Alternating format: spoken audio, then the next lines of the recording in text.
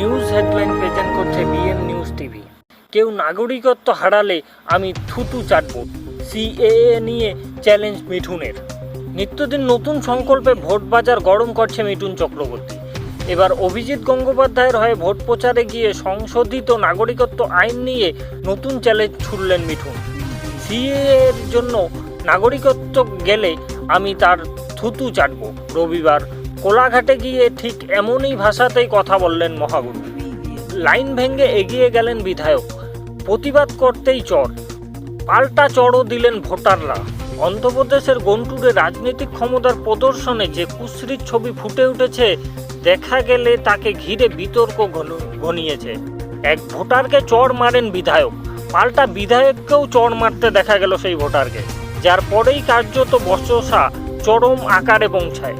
Viral হয়েছে ঘটনার video. পুরনো শত্রুতায় খুন টিএমসি কর্মীর। 38 বছর ধরে রক্তের হোলি খেলার অভ্যাস সিপিএমকে তো শাসক দলের।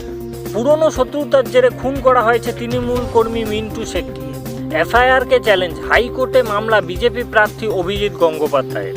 এফআইআরকে চ্যালেঞ্জ করে কলকাতা হাইকোর্টের দ্বারস্থ তৃণমূলের বিজেপি প্রার্থী অভিজিৎ গঙ্গোপাধ্যায়।